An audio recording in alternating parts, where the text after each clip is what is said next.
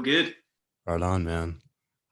We just started watching this show. It's called Outlander, but it's like the Scottish Highlands, and Yeah.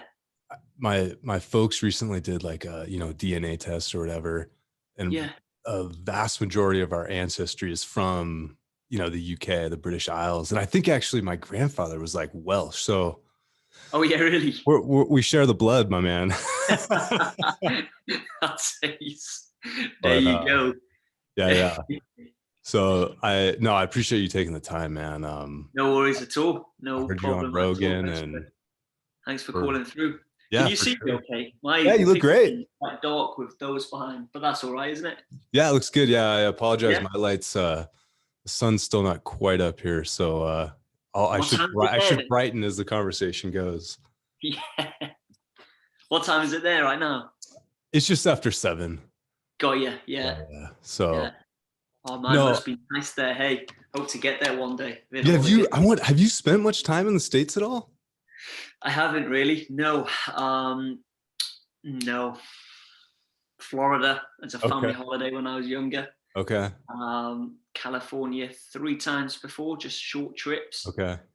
And that is all. So, I need to get back over there, maybe plan a big time adventure there one day. Sure, sure. Yeah, you've been everywhere else in the world. You got to come over here.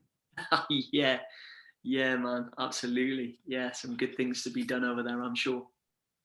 So I wanted to. I've got like 3 pages of questions here. So if you see me looking down, Yeah, no I'm worries. not paying attention. But I was curious, what what was your childhood like growing up in? You grew up in Wales, I'm assuming. Yeah, that's Like, right. what Yeah. was that like? I mean, are you out in nature all the time? Was your family into doing like trekking, all things like that? What did that look like? I'd say it was a very typical and quite normal upbringing. Yeah, we are. There's kind of we're surrounded by nature, but there's lots of villages and towns and a few nearby cities. We're on the coast. Um, my mum and my dad, not trekkers, not really into their trekking. Um, they are into their um, fitness, health. Yeah, they're health conscious, I would say. Okay. My dad jogs every morning. He's always sort of trained and exercised. My mum likes to get out on her bike, go for cycles along the promenade here. I was always just very sporty, so it wasn't really the adventure side. It was just the sporty side. I liked my football, my rugby, athletics, cross country, and so there was no real signs. I wouldn't be out sort of eating worms and woodlouse, sort of picking them from the mud, not like a wild, a wild kid. But I still like to get out there, and I guess I had that. I just never stopped. If I was going trekking and we were aiming for the mountain, it doesn't matter what the elements were. I had that keep going. Never give up sort of element to me where I would just want to keep seeing what's over the next hill or around the next corner and just push myself as far as I could go. But yeah. Huh. So what I'm not totally familiar with kind of like the education system over where you're at, but here it's like you go to middle school around like maybe 12 years old, and then high school is like kind of 14, 15 to 18. What, Right. so what did it look like? You're an athlete growing up, you're going through school, and then what was that transition like between kind of school and then, I'm looking at your where is this here? I was looking at your adventure list, and it's like, you did all this other stuff. I'm like, how did you start when you're like 15 or 12, or, when did all this stuff start, Yeah. So here it goes. So we have the primary school, and then you go into high school at what you must be about 11 or 12, I think, years of age. And then high school is 5 years. You finish high school at age 16, but then you can go on for 2 years into sixth form or onto college to get the sort of A levels or the diploma. And that's the transition between high school and university. And so it was during this transition that I decided that I didn't want to go to university. I believe so many people learn in many different ways. And for me, I I just didn't learn from being spoken to by the teacher. I needed to experience it, which was good and bad, really. Bad because, even if they say don't do that because this will happen, I'll still end up doing it and learning from my own mistakes. And so I had this idea to, whilst everyone was sort of going on to the typical sort of either the military or university or just a typical job here in North Wales, I just had this sort of unorthodox idea. It was a bit of a risk, I couldn't really talk to many people that were doing that at that time, especially because I was only 16 years of age. Oh, wow. Okay. And I had this idea, to go out traveling, explore different cultures, traditions, learn about myself and how I handle certain situations and scenarios. But it was a lot easier said than done because, again, I don't come from a financial background either. So, all money raised, I would have to work my ass off for. And I was working in a fish and chip shop. I was working as a waiter. I was working as a lifeguard, over 240 hours a month, cycling on my little bicycle on the windy and wet coast of North Wales to and from work all the time, and just saving as much money as I possibly could. And that was from the ages of 17, 18 to 19 when I finally quit my job. There was a friend who also wanted to join me, and that was it. We both set off for the first lot of travels and for the beginning of all of these adventures at age 19. Is like this kind of like, I don't know, I've heard it called like a gap year. And is this adventure culture something that's maybe a little more common over in Wales and the British Isles? Whereas here, it's like growing up, it was like, get a job, go to college. Like if you didn't do that, you were just scum, is it a little more like of a thing growing up? I don't know if it is, Okay. I think probably now it is more of a thing. I think people are definitely looking to spend money more on experiences rather than materialistic things, and looking to, spend money on travels rather than purchasing a house straight away. I think that is more of a thing now, or it's certainly going that way.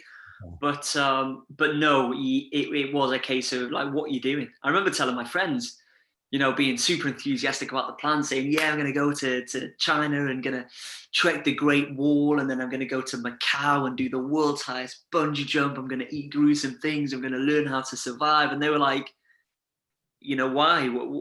And what are you going to do then? Once you've done the world's highest bungee, once you've trekked the Great Wall, what then? And I'm like, what do you mean, what then? These are cool experiences, man.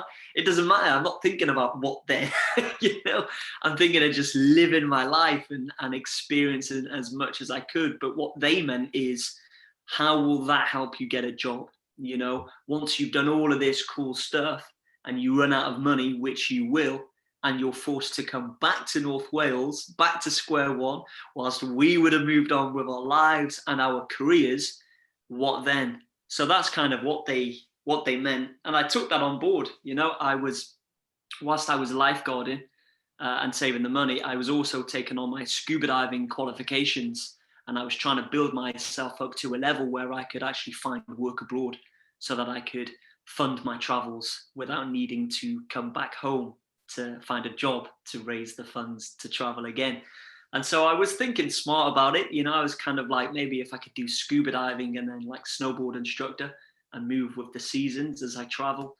But other than that, I saved up as much money as I could, which wasn't a lot. And I had this big travel plan for a certain amount of years, spending a few pounds per day. That's a few dollars. And all very low budget, shoestring budget, in fact. And that was it. Just a teenager, age 19, still spotty. Not even developed a proper beard, and off I went. Still working on mine, man. I'm 35, so I feel you. Yeah. What? No, I kind of had a similar upbringing where I was more of an athlete, and then I got into like adventure kind of post high school, 18, 19. Got you. I ended up being a wilderness ranger and wildland firefighter out west here. Oh, nice. But that's quality. What for me was like, looking back now, I'm like, I wish I would have had the imagination and like that vision that you had kind of earlier on, what even kind of sparked those initial concepts for traveling like that? You know, how did you get that idea even? Yeah, it's a good question. I think it was probably from maybe various stories that I heard, maybe various documentaries as well, you know, sort of nature programs and whatnot, and not wanting to be sat on the couch watching it, but wanting to physically be out there amongst it. Magazines, the internet, TV, of just like looking at these different cultures and tribal communities and just being like, whoa, you know, I just think I was just absolutely fascinated by it all. And I really wanted to head in that direction and just throw myself in it, just really absorb it, soak it up, and experience it to the fullest. And you know, when I first had the plans to travel initially, it was the excitement of breaking free from the routine, you know, doing something different, knowing that when I'm traveling, I will find so many opportunities that school never taught me. You know, there'll be so many more ways to earn an income that isn't in the typical sort of careers advisor lecture, that I just knew I would have been broadening my mind, and I would come back a changed person. You know, I think I wanted that independence, I wanted that freedom, I wanted that time to myself. You know, I love learning from other people, so I knew that that would be a thing when I'm on the go. You know, like for example, I have no military background at all, and I think a lot of people assume that I do come from a military background with these expeditions and sort of survival based adventures that I've been doing. But, you know, a lot of what I have learned has been from the locals along the way.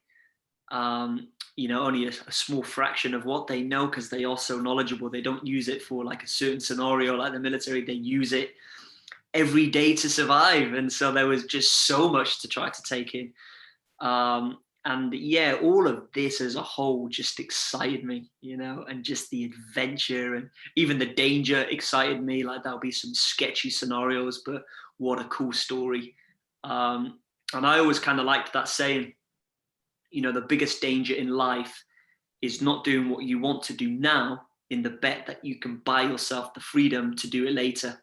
Like I came across a lot of people who were looking to travel and do these adventures, you know, in the future, but right now they were focusing on their career, and, you know, and equally that is really cool. But at the same time, like some of the stuff that I look back at now that I did when I was 19, I don't know if I would do them now, you know? So if you wait till you're 30, 40, 50, 60, you know, you can travel at whatever age, you're going to be different. You know, you might not be bothered about doing the world's highest bungee and sharing a 16 bed dormitory. You might want your 5-star hotel, and you might want to fly in your your own private jet as an adrenaline instead of, you know, the bungee. You know, I just feel that you might be looking at the more luxury sort of cuisines rather than eating a tarantula that you've just found. And so I do think there's that, you know, that mindset thing that will change. For sure. Yeah, I talked to another guy. He's like this really high level trainer down in Texas, and he had a really good kind of point to what you're just saying. It's like people, they spend their health gathering wealth, and then they have to spend all their wealth regaining their health, you know, later in life. So I feel Wow. you, man. Yeah. Yeah. That's true. That's a good one. Yeah. Um, it is that. And I think sometimes I think you have got to go for it. And it was easy for me, easier because I was young. So I had no girlfriend. I had no wife. I had no kids. I had no responsibilities really. I didn't have a house. And so I was able to, you know, everything that I owned was literally on my back in the form of a backpack, you know. um, and so that's, and as you grow older, you have more responsibilities, more commitments. There's more people involved in your life, and so you won't take as many risks. Whereas when I was 19, man, I was taking crazy risks. I look back now and I'm glad I did, because I needed to go there to get to where I am now. But some of them were, you know, crossing, machete in hand, sort of hacking through the jungle from Thailand to Myanmar with no visa. at a time where Myanmar was closed to everyone. Huh. Trekking the Himalayas with no permit. So that we were told, this is stupid of you to trek with no permit, but just in case you come across the Pakistan army, which roamed the border in the Himalayas, you need to get down on your knees, put your thumbs behind your ears and say Allah Harigbi repeatedly, which means Allah have mercy on me, and they might not shoot you. And so, all of these little risks that I look back on and think, yeah, maybe I was a little bit naive and thinking, oh yeah, I'll remember that. Yeah, it's not going to happen anyway because I'm going to hide and they're not going to find me. For sure. But yeah, that's the time that you want to do it, I guess. And if you escape with your life, then what a great story and experience. For sure. One question I was curious is how's it evolved from being 18, 19 and just going for it to now where you're you're a professional explorer, professional adventurer. How has that changed even like the actual expeditions where like Yangtze, I was just watching the trailer, man, that upper Yangtze, man, it's epic. Wild. I guess pre-COVID, but is that a place people visit or is that just totally off the radar? That's kind of totally off the radar. And so it took me actually 2 years to plan. And the most sensitive part was that area that you're talking about, especially where the source of the Yangtze is. Right. You need to be backed by the authorities. You need to have government permission. You need to have the Three Sources National Park involved. You need to have the Green Development Foundation there. You need the National Park Rangers. So all of this together with the right stamped and signed documents. No one really goes through all of that to go there for a few-week holiday. It's and then you got the locals so scared because they've not seen any Westerners out there for I don't know how long, that they will radio into the next skirt and the next skirt until there's phone signal in which they'll call the police. Oh, wow. It takes at least 6 to 7 hours to get to you then. And I was questioned many a times, but thankfully because of the documents and because of the 2-year preparation and planning in gathering the right team, they were able to drop us back where they picked us up and we were able to continue. So it was very wild. It was very sensitive. We needed a lot of support and Chinese locals on our side, to include the government. But yeah, once you've got through that and you're there, it is wild. I felt very vulnerable to the bears, to the wolves, just to the sheer vastness and harshness of the surrounding area. But beautiful for sure. Stunning. Yeah, I'd never, when I hear you talk about the upper Yangtze and the headwaters, I couldn't really picture it in my mind. And then once when I was watching this trailer, it's like, oh my gosh, man, it's unreal. Yeah. That's what I crave. Yeah. So it's like, man, yeah, you're right. It's quite difficult, isn't it? Because when you think of China, you of course think of the cities and maybe the air pollution and the massive people, but China's a massive, massive place. And towards the west, in Qinghai province, north of Tibet, it is wild. You can go days without seeing anyone, which sounds mental, Oh, it's yeah, absolutely. A population of 1.4 billion people. Right. And so I guess getting back to what I was really trying to ask was how did, kind of these earlier expeditions where it's just you, a buddy maybe, and then to Yangtze where it's like you're filming a documentary, it's just much more logistically involved. Like, how has that changed, I guess, the way you experience the process? Like, are you actually more present because you're kind of being more intentional about, analyzing and sharing the story, or does it become like a distraction, even a burden? Yeah, a very good point and great question, really. It kind of, the transition was in some ways just happened so organically and kind of by mistake in a way. When I first set off and I was just picking up $10 bicycles, no gears, no suspension, sort of not even a pump, no puncture repair kit, no lights, no helmet, reckless. We were spending about $2 a day. And off we went. We would cycle across Cambodia, we would cycle across Vietnam, we were hit by mopeds, dodged by lorries, chased by dogs, and all of this was for the pure adventure of it, but also because we had such a low budget that we couldn't really afford the buses. Right. And so we were kind of like, let's have an adventure. Let's get off the tourist route. Let's stop spending a lot of this. Like, I look back now and it's not a lot of money for the bus at all. But back then it was a lot of money. And so we were like, let's have an adventure. Let's save some pennies. And so all of that, I wasn't even on Instagram. I don't know if there was Instagram, 2010.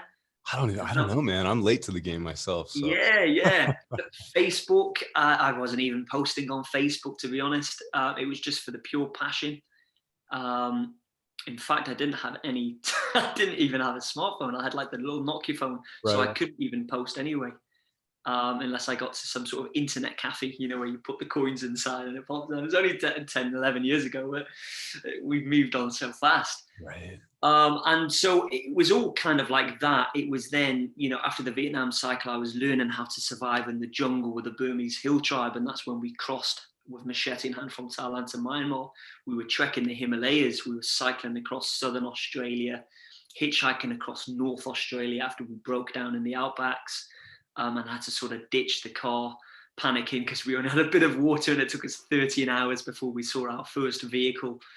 And so it was all like these early, quite reckless adventures. And then I settled down for 2 years. I acted on that previous plan that I had here in Wales, with all of the lads saying, yeah, but what then? What happens when you come back? And we've all kind of moved on. It was time to act on that plan.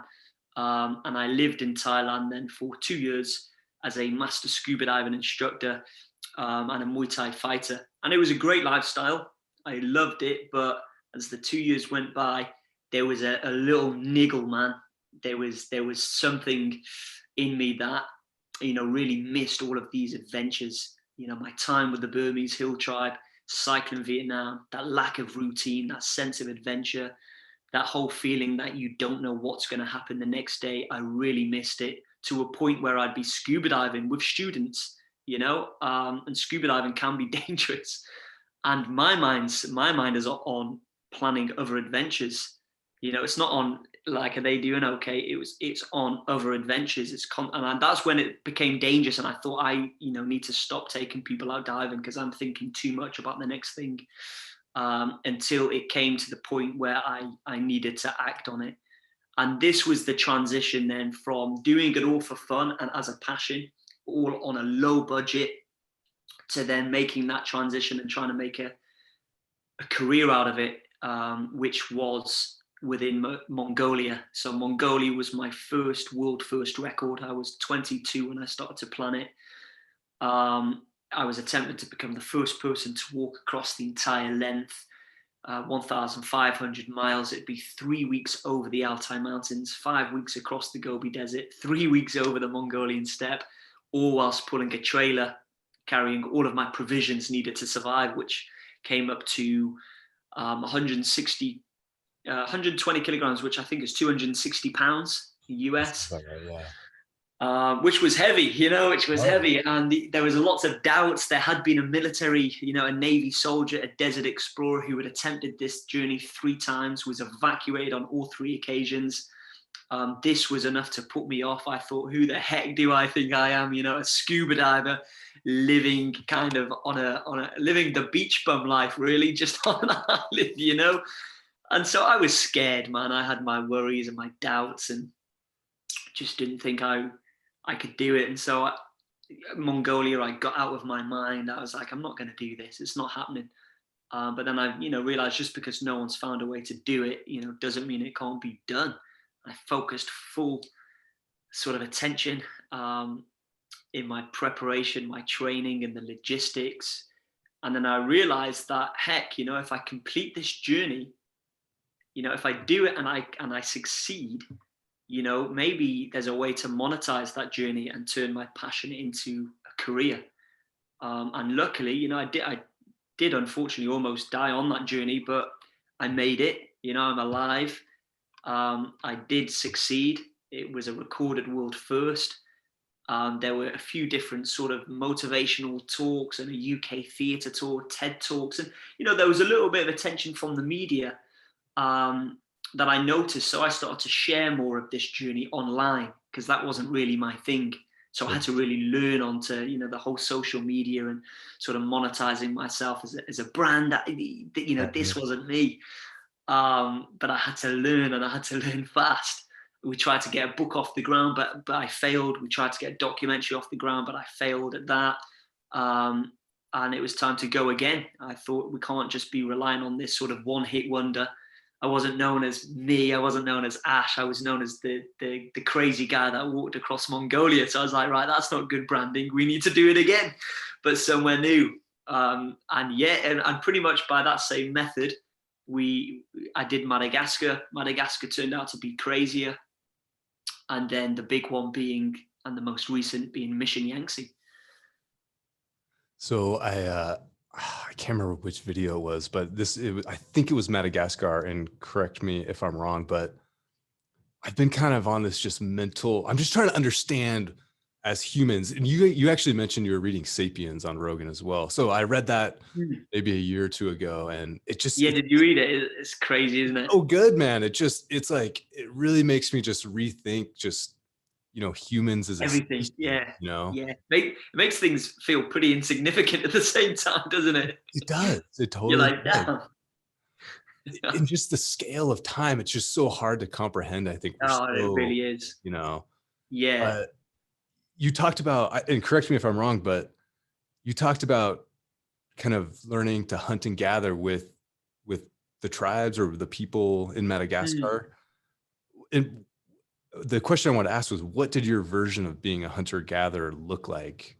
And what did you learn from it in the sense of like humans as a species and us in our kind of wild, most primal habitat? Yeah. I think the time where it really stood out most and had the biggest impact on me was probably in Myanmar with that community there. Okay. Madagascar was the same, but I kind of knew what was coming. But with Myanmar, I rocked up, I was in the jungle. Everything was very unfamiliar. I was dirty. I was smelly. There were like weird insects all around me. There were rumors of like boars and tigers could linger in the jungle.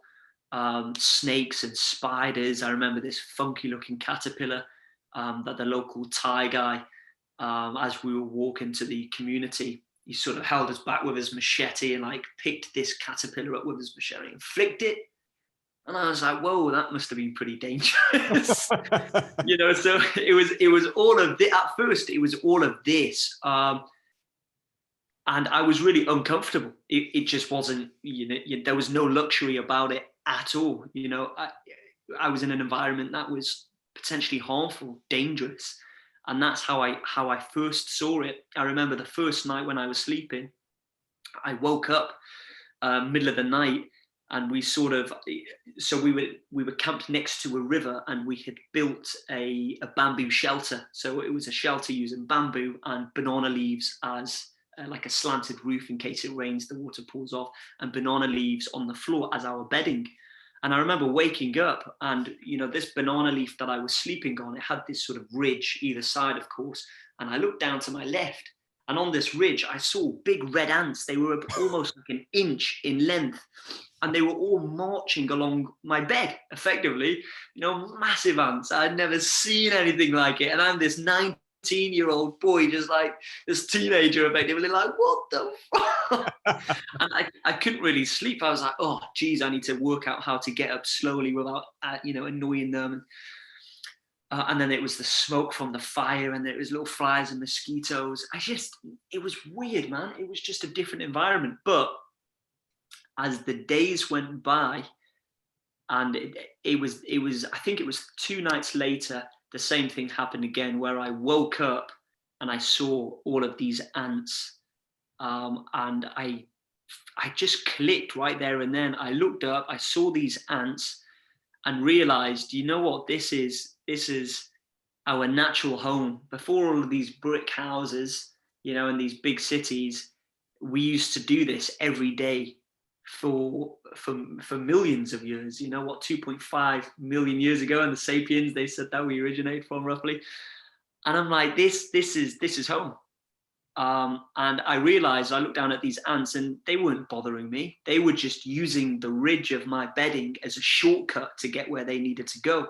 They weren't bothered about me. And at that point, that's when I told myself that I need to not bother about them. And I actually went back to sleep. And it was probably that next morning, that's when I noticed a big change. And that's when I experienced truly that saying of the more uncomfortable you make yourself, the more comfortable you become. You know, I was uncomfortable with the the dirt. I was smelly. It was such foreign environment. It was ants on my bed. But then all of a sudden, I just dropped my shoulders. I went back to sleep. I was getting comfortable with my surrounding, and I think that's when I clicked and thought, wow, if this is after only a few days, no wonder these locals, live here. They're walking around barefoot. They're not worried about no caterpillars because they know their situational awareness is on point. They're not going to step anywhere they shouldn't. They always sort of know what to look for, what's edible, what's not. And that's when I realized that is truly a skill that takes, a long time for you to hone into just that survival instinct. I would say we all have it as well. It's something we do all have. I have seen it time and time again where people have joined me on my expedition and I've watched them. I call it break into your wild side. All So right. I've watched them go from the transition. It normally takes a week or two of being uncomfortable, being scared, feeling vulnerable. But then as time goes on, they get used to it. They get comfortable with the uncomfortable. They switch to their wild side, which is their natural instinct. And all of a sudden they're not asked about having a wash. They'll eat whatever. They're not too worried. They'll walk with blisters, with painful feet.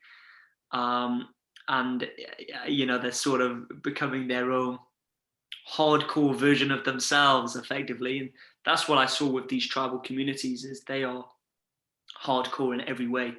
And, this is the jungle. For me, it was a foreign environment, but I got used to the fact that for them, it's home and it was once everyone's home, bit of a long answer, bit of a long story, but I think that's probably the biggest impact. I was like, wow, why am I so scared of this environment? I don't need to be. This is safe.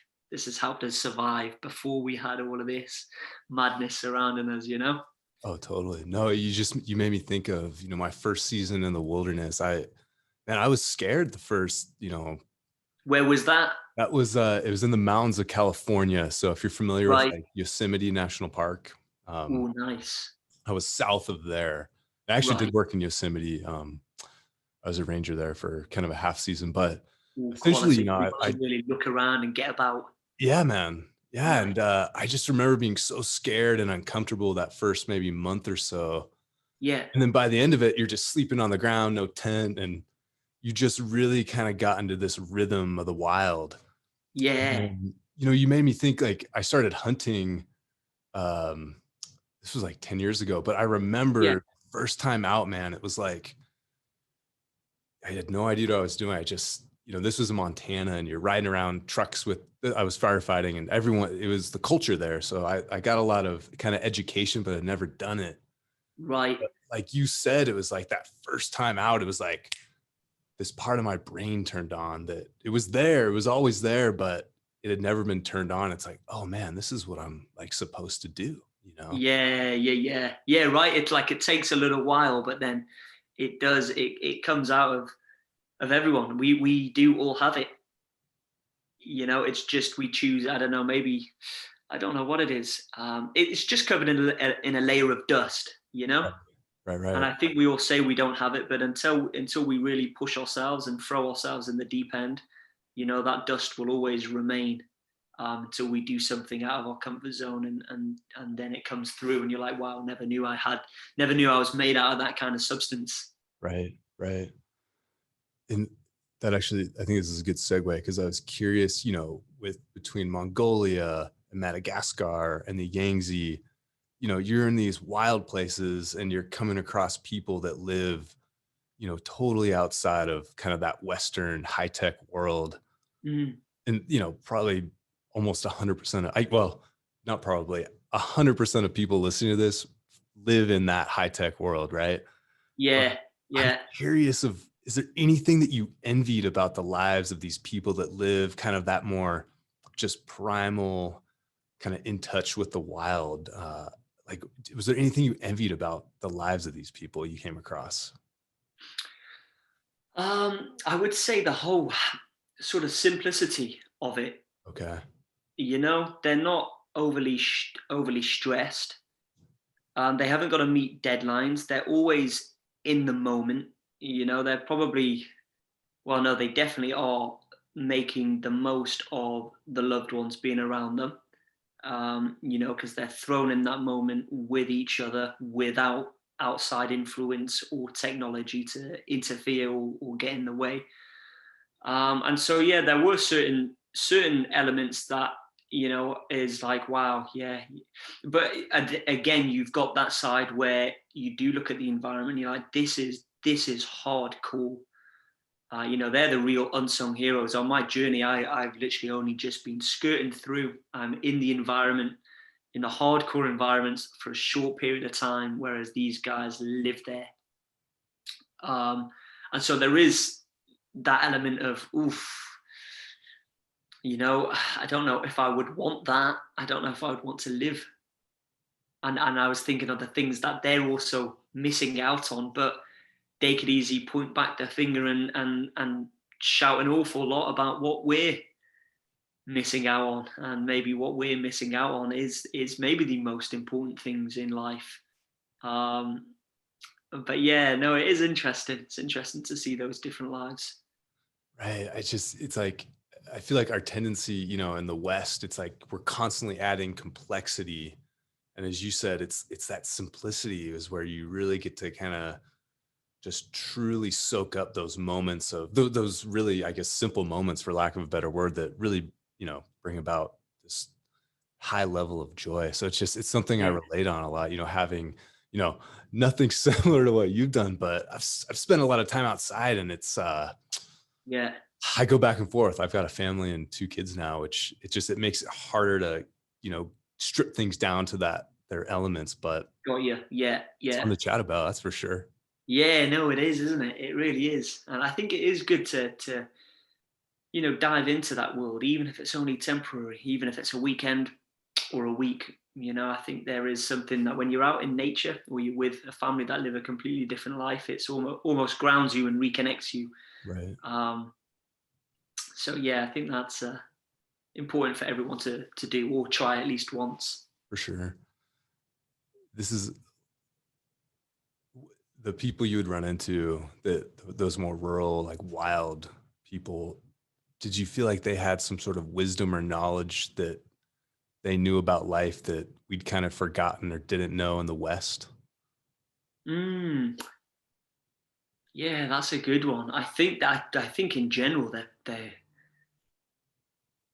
probably more in tune with their bodies, aren't they? Because if they get ill or poorly, they don't have someone to tell them what's really going on. Maybe their mum or their grandmum, their elder, um, but they have to really listen to their body more. And that's what I really love about my expeditions, is that really gets me in tune. I have to listen to every little niggle, because a niggle could be a big problem in the long run.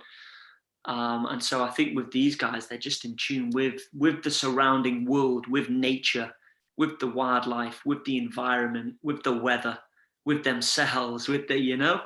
Oh, Um, and so yeah, they are wise to that extent for sure. It's kind of like what always boggles my mind is it the um, North Senetal? Am I pronouncing that right? North Senetal Island. oh, Sentinel. Yeah, North is Sentinel that Island. it? Yeah, yeah, yeah. They've got like the oldest tribe. I think 60,000 years they've been on that small island for. Uh, and I don't know if it's a rumor. I think there's, you can Google it and it's out there.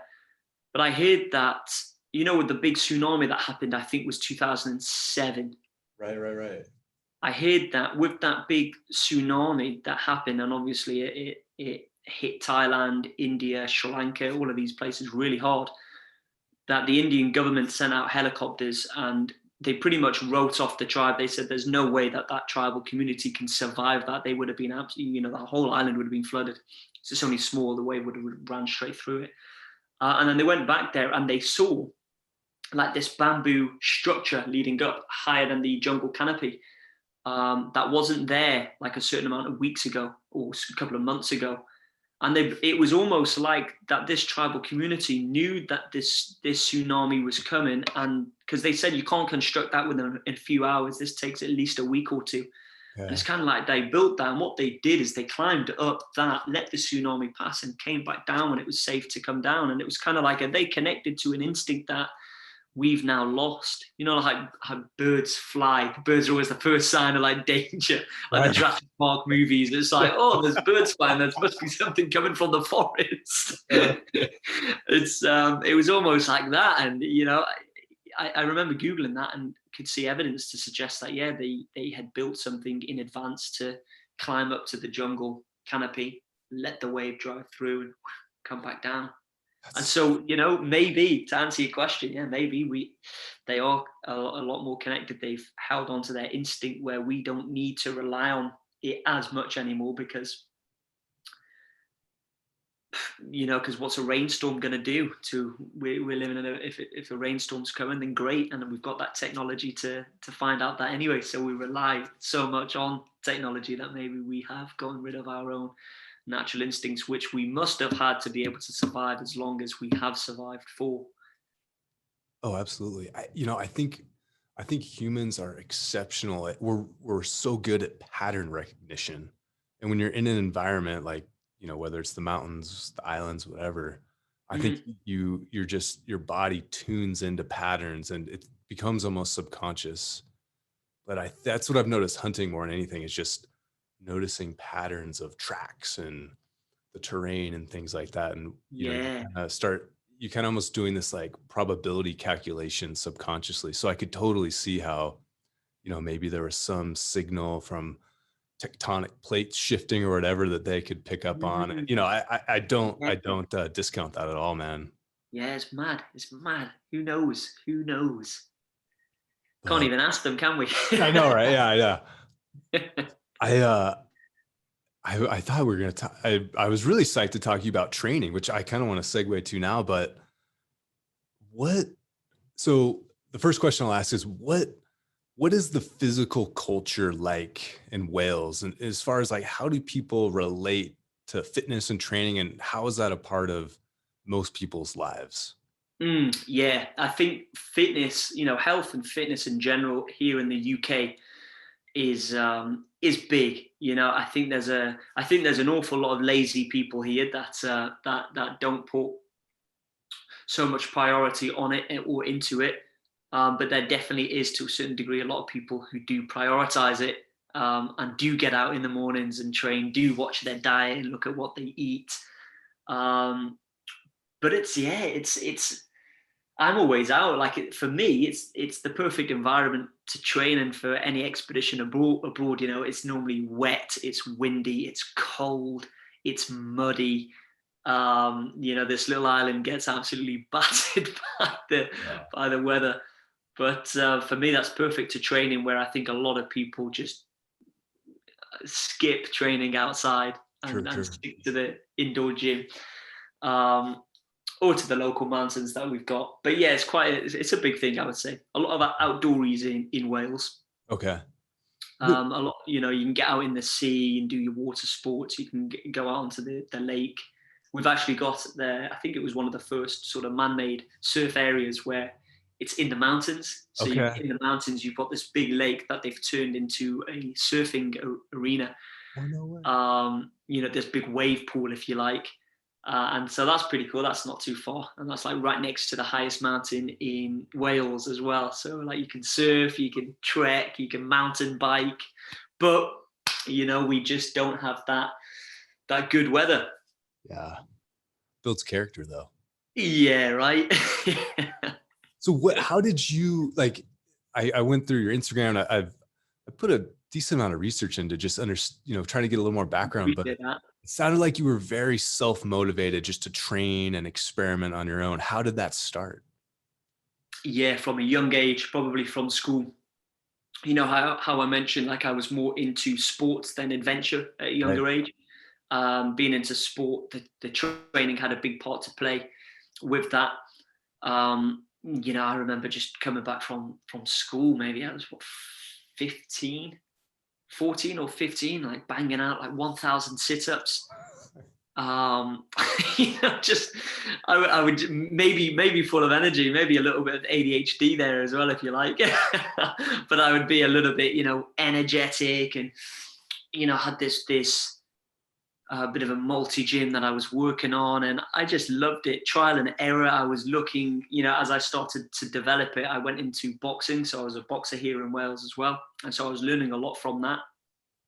And then I'd research online, like diet, nutrition, what the body needs, how to fuel it, recovery time, best ways to train. And I was looking at, the weightlifting, but I was looking at also calisthenics. And, for me, what I still hold to this day that I held back then when I was 14, maybe even younger, is very strong on the calisthenics, body weight exercises, in which, you can always just whack on a heavy vest or a rucksack, and you can bulk via calisthenics as well. But for me, it was all rounded. It was ticking off all components. If I was to build my body, maybe I wouldn't be as practical. I was kind of like, if I can tick off all components where I have great flexibility, agility, speed, balance, coordination, reaction time, endurance, the lot, then that's the direction that I really wanted to go. So I sort of implemented a circuit and a training routine that ticked all of these boxes. So I wasn't big, I wasn't small, I was just in the middle, but I was very practical, kind of like functional training, if you like. Sure. And it turns out that that's actually really good for expeditions as well, especially if it's river crossings over crocodile-infested rivers, or if it's pulling, 18 stone up over the mountains in a trailer. And so it just worked so well. The funny thing is, when I was working in Thailand, just before I did my Mongolia trip, I had to move back to Wales. I moved back in with my parents. I had about $200 to my name. I couldn't afford no gym membership. I just about managed to get sponsorship for the expedition in Mongolia. And all of the training that I was doing was in my back garden. I had a tractor tire that my uncle dropped off, so that was for free.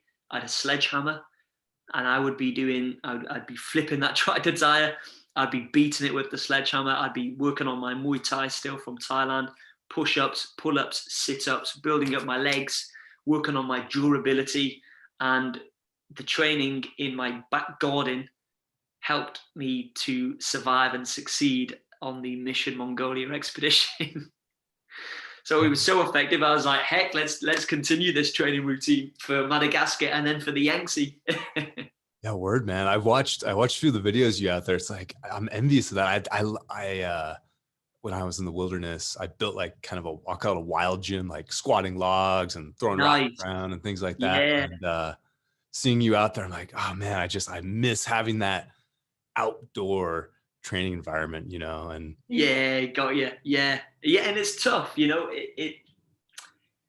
some days you wake up, some days I wake up and I'm just like, oh man, I've got to do this. But again, I love that saying, we can't always be motivated, but we can be disciplined. And I don't think a normal gym, for myself, it would train me, just as physically. Sure. Mentally, I don't think it would train me as mentally, because waking up in the morning here and getting outside in -5, whether it's snowing or raining, flipping the tractor tire, it takes a little bit more mental toughness to agree with yourself that you're going to put yourself out in that mini rainstorm right now and flip the damn tractor tire.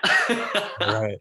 Well, I love how you use the word durability training, because to me, and just thinking off the fly here now, but to me, that durability training is more like, it's as much about the physicality as it is about the mental side, Yeah. You're just maybe even more so. Yeah, maybe probably. probably 70% mental, 70% mindset, 30% physical. But it's the physical training that helps to build your mental. So they go hand in hand, if that makes sense. You've got to be durable in mind and body, For sure.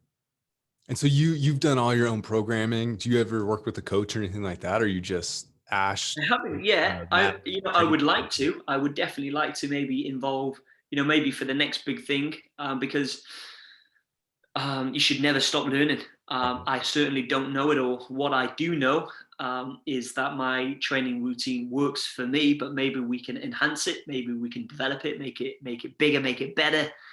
So that I am even stronger mentally and physically for the next big thing. And so, yeah, that is a possibility where we bring in someone else or a couple of others and take on their knowledge and advice on how I can, incorporate that into my routine. Totally. It made me think of hearing you talk about it. It made me think of, is it Ross Edgley? Am I saying his name right? The guy that swam Yes. around. Like you guys just had kind of this similar, you were just on that same wavelength of the durability and kind of you're doing endurance, you're doing everything, it's just that GPP all around Mm, fitness, but, yeah. what I watched the video you put up about training for adventure and you talked about your quote unquote warm up, which was like 150 pull-ups, all these push, it's like crazy volume. Were you doing that like every day? What did that look like? Yeah, to be honest, that is my go-to. Wherever I am, I can always try to do so. It's pull-ups, push-ups, and dips, and that can be a full workout on its own. Right. That you're done after that. But the difference is, I always say whether I succeed or fail on this next expedition depends on how much I push myself during the training. And so I will do 10 sets of, this varies depending on like the training camp. If I've got like 6 months to the next expedition, I try to go easy because I don't want to push the body too much. Right. But if it's like a month and a half before, and it's a big training camp put in place before an expedition, it will be 15 wide arm pull-ups, slow, all the way up, all the way down. It will be straight down into my push-ups, and it'll be 15 to 20 on my fists, legs raised, all the way down, all the way up slowly, and then straight into dips for maybe 10 or 15 dips, slowly again, all the way down, all the way up. That's one set. I've tried to do 10 full sets of that. And there's something about, pull-ups alone are, I think, my favorite exercise. It aligns the spine, it corrects your posture, it works on so many muscles, but it's also the most daunting. When you stood underneath like even when you were doing your outdoor workout, I guess you did probably pull-ups on a tree or something.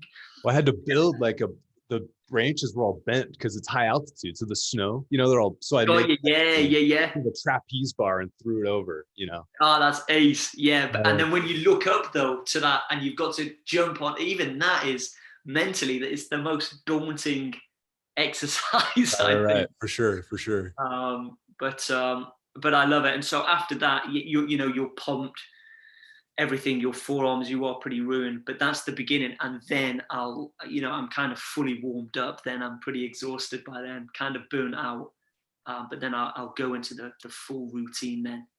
But if I'm traveling and I don't have access to much, I'll find a way to do that, because if there's no pull-up bar, there's always the lat pull downs. Right. There's no dips, you can do it kind of on the edge of your bed in a hotel room.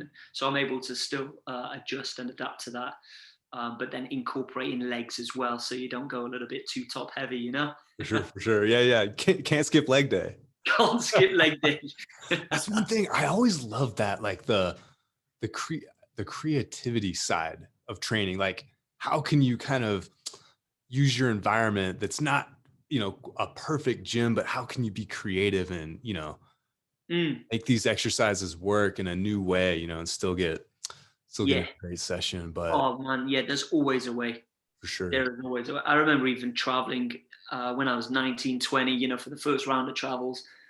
Me and my friend would sometimes just work up a routine in a hostel, in a guest house, where we would put weighted stuff inside our rucksack. Right. And we'd be using our rucksack as a dumbbell, or throwing over our back for squats or push-ups. You can do anywhere on the edge of your bed for sit-ups. And so it's there's always a way. Yeah, you just got to get a little bit more creative.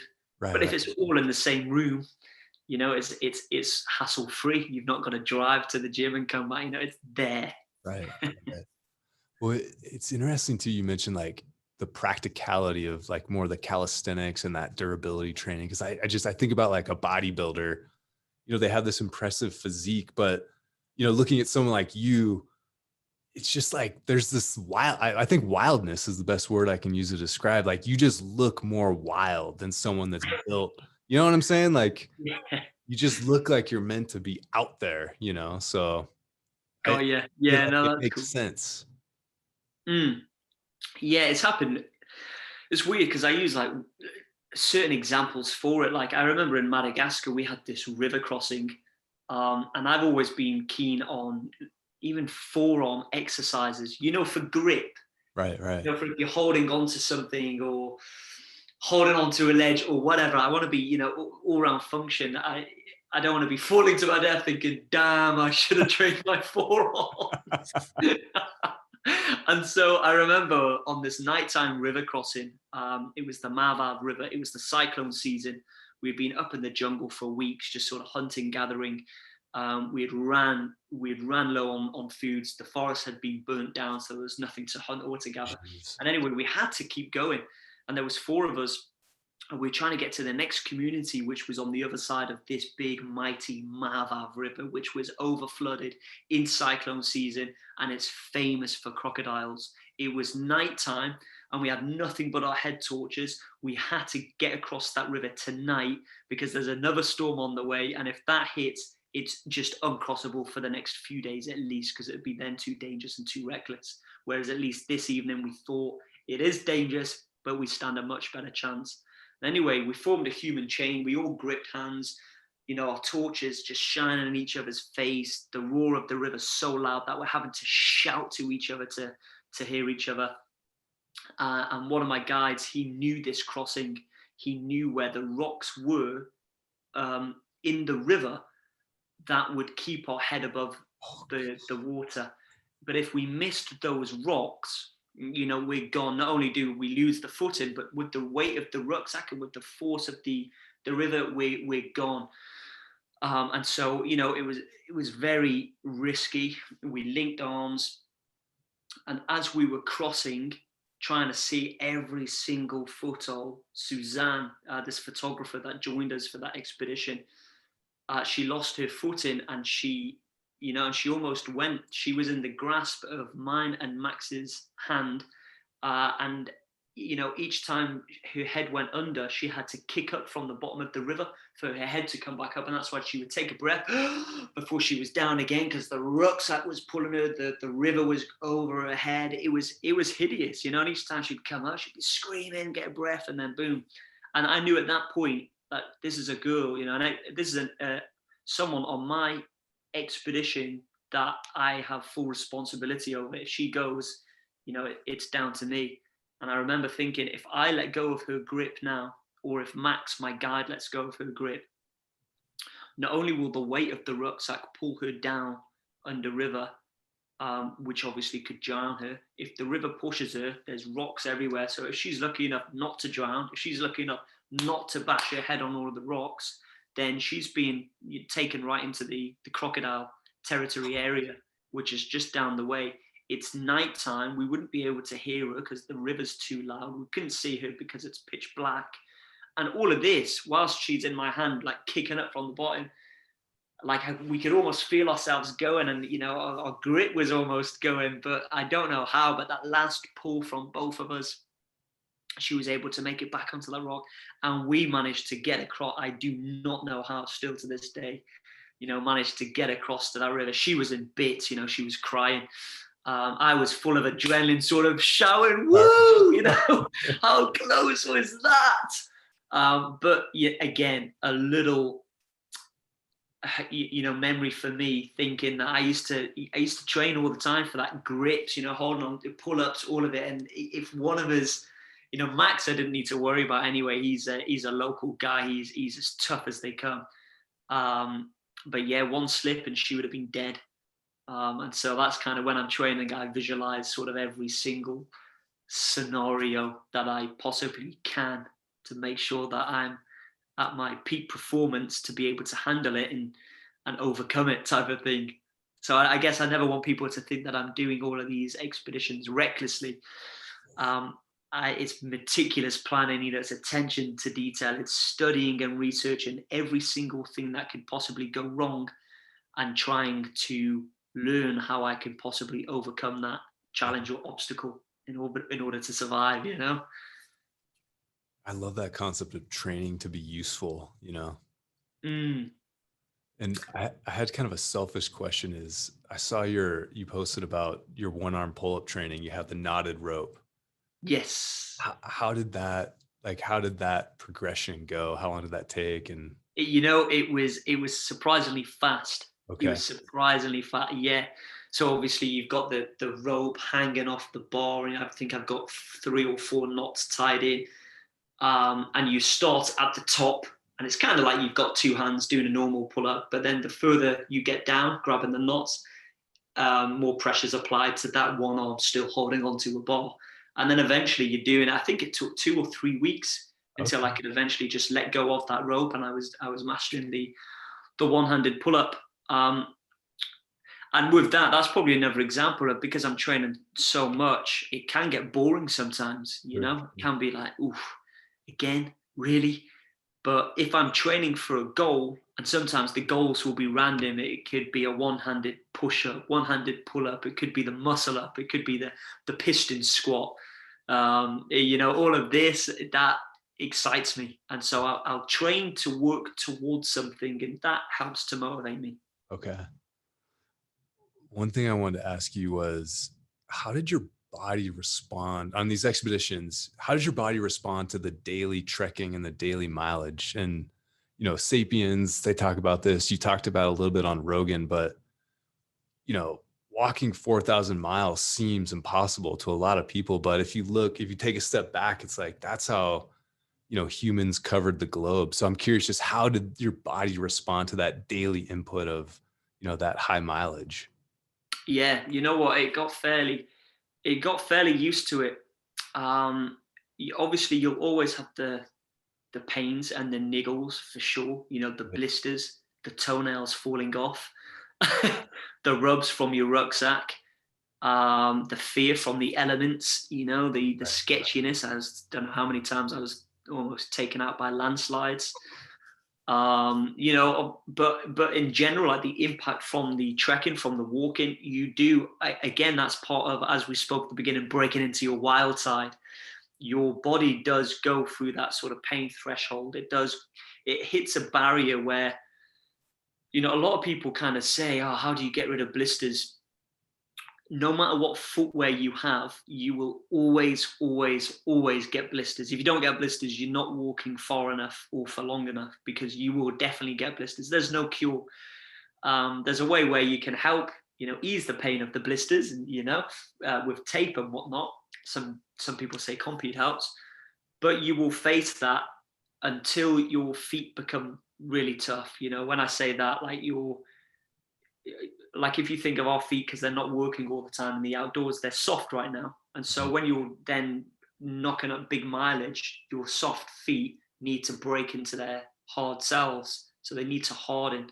So the process from being soft to being hard is the painful part. But then once they're hard and you've got like an extra half centimeter of skin on your soles, and you've rubbed your feet on every inch of your foot, they do become tougher for sure. Okay.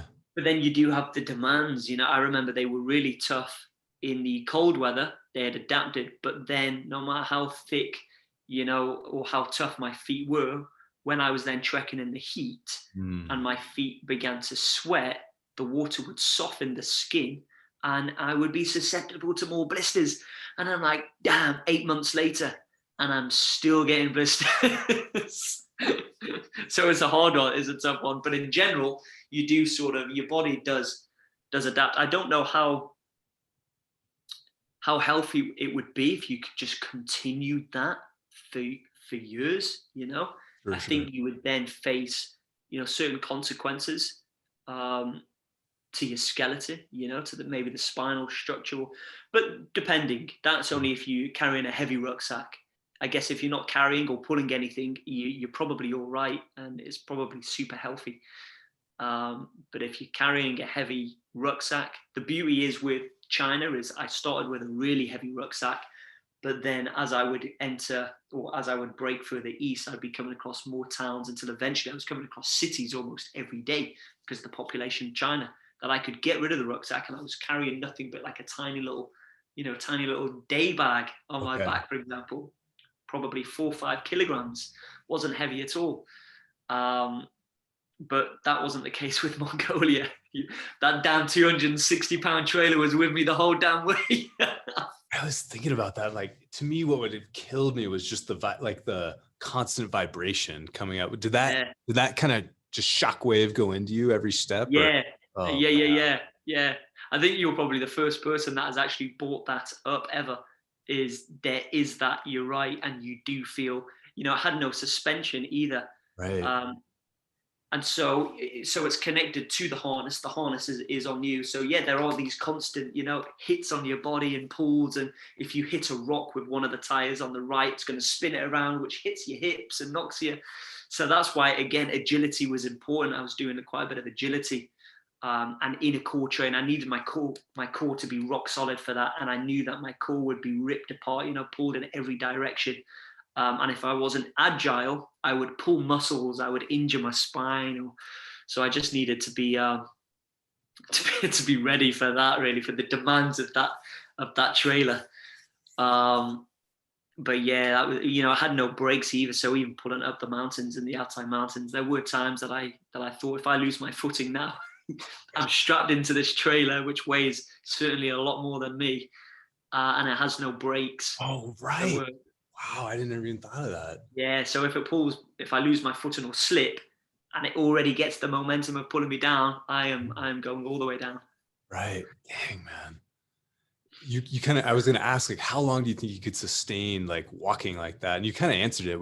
It was really like the load dependent. You felt like if you had the backpack, it kind of limited you, but once you kind of went to that day pack, you felt kind of like you could go forever as long as there's food and drink, right? Yeah, exactly. Yeah. And that's the issue with Mongolia. Obviously there were 2 completely different expeditions. With Mongolia, I knew that I wouldn't be coming across as many locals. Sure.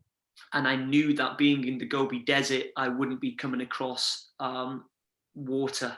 And so my biggest concern was making sure I had a lot of food and I had a lot of water. And I think on the back of my trailer, it was a 20-liter water container that I had. So that's already 20 kilograms, right, full of water. And that would need to last me to the next water source, to the next water well. And that could be a week, maybe 2 weeks away. And so, yeah, that's why I don't think it's possible to do Mongolia with a rucksack. Hence why I took the trailer. Okay. But with China, following a river, water was obviously plentiful. Sure. I'm in a bad way if if I can't get access to water, I am lost, and I'm definitely not following any river. And so, yeah, that was slightly easier in terms of the weight that I was pulling or carrying. Although saying that, I really struggled with the rucksack as well, because there was so much in the rucksack with the Yangtze journey. Right. I think it came to 30 or 35 kilograms. I'm not too sure what that is in pounds.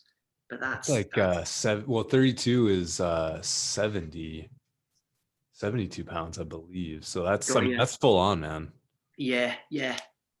That was heavy. And I'm not really a big guy either, 11. I weigh 10.5 stone. Okay. 10.5 to 11 stone. Okay. About 5'10". Okay. So I had to train to really be able to, but it was fine. I'm a lot stronger than I look. I sort of went at it. I was like, yeah, let's do this. But yeah, you do feel it on your back. Oh, for sure. No, I'm in the same way, man. I'm a little guy. I'm like 5'8", 150 pounds. But just carry, like when I was firefighting or in the wilderness, like just the load, like the percentage of my body weight I'm carrying compared to someone that's 175, 200, just so much more. But I guess it's kind of to start wrapping up, man. I want to be respectful of your time.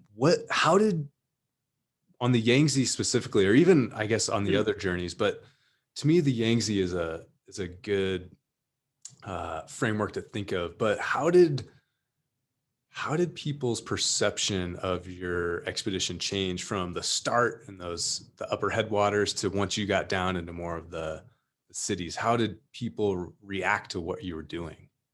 You mean the people following online, or the local, like the Chinese? Yeah, the locals. How did the locals react? Got you, yeah. So the locals were amazing. At the beginning, it was quite sensitive. Um, it went from Mission Yangtze to Mission Escape and Evade. We were trying to escape the sensitive area that we were in, Okay. because we were pulled in by the police about, I think, 5 times, because the locals kept snitching on us. And so we were trying to escape that sensitive area, but we were trying to evade the locals. Literally, we would often sleep hidden from any white felt tents up ahead, and we'd wake up super early and sneak past before they woke up, and trying to not wake their Tibetan mastiff up. But then as we progressed and we weren't in the sensitive area, we found that the locals were really friendly. There was still a lot of police trouble, probably for the first 5 months of the journey. Oh, wow. Yeah, maybe half of the journey there was still police trouble, but it began easier with the police. They weren't as strict. Okay. But then, the locals, again, amazing, really hospitable, really friendly. They would often come after me to give me like food to take away if they noticed me in the journey, maybe a hot cup of tea to take on my journey. I remember rocking up to one town on Chinese New Year, and the family invited me in. It was actually a hotel. They invited me in. I stayed there for 2 nighs. They fed me up, and of course, I had to pay at the end. So I offered to pay, and they were like, no, no money, don't offend us. Gave me food to take away, and all of it was just on them, and they wished me well. And then it came to a point where the city, the villages turned to towns, turned to cities, and journalists would be following, they would be welcoming me into the city, or they'd be putting like big shout out that I'm entering the city 2 days from now. The locals would join me and walk with me, and then walk with me out of the city. And it just became super interactive and really engaging.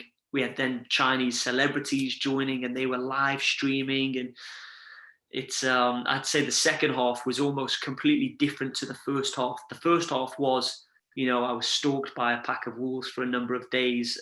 There were bears, there were landslides, there was flooding. It was just madness. There was the police. I lost 10 of the 16 people that joined me. 10 were evacuated due to altitude sickness or fear of wildlife. And I shut down the expedition. It was getting too dangerous for people to join. Whereas the second half, it was, if anything, it was too much food. I probably put a little bit of weight on, even though I was walking the same. Loads of people joining me, super engaging digitally and physically, with people joining.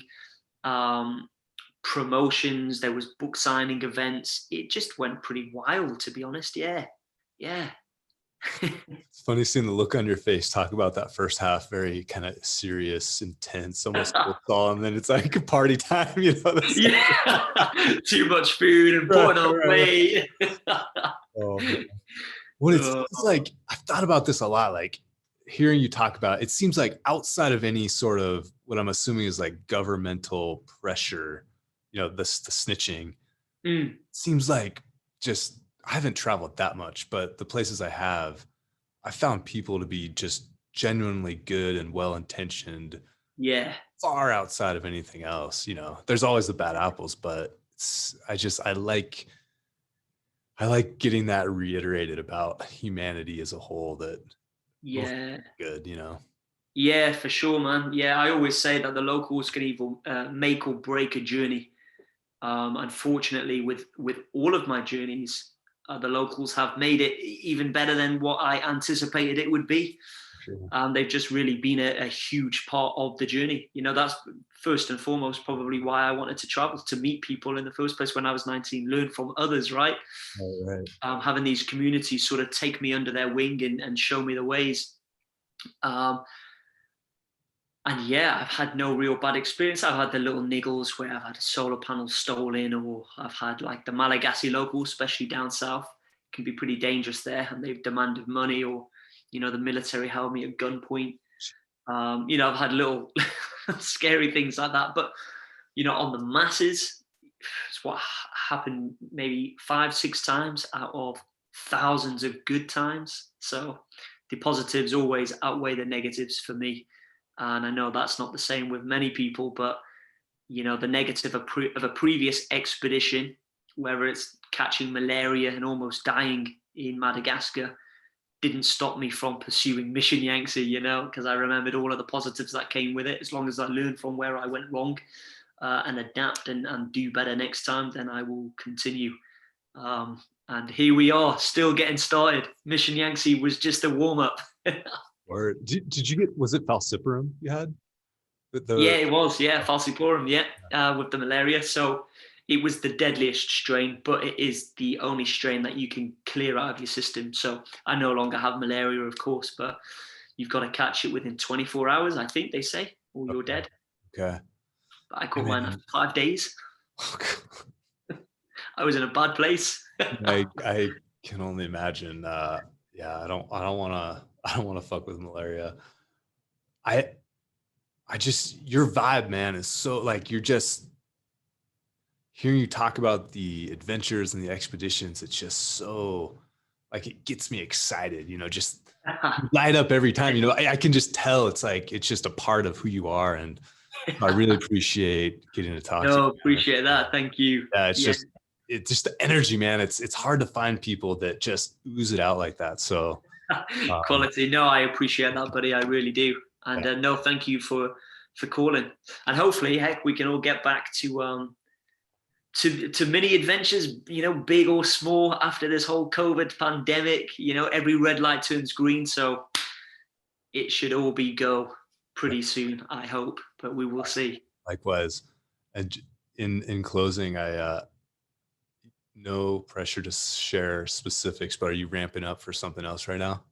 Yes, mate. Yeah, I am.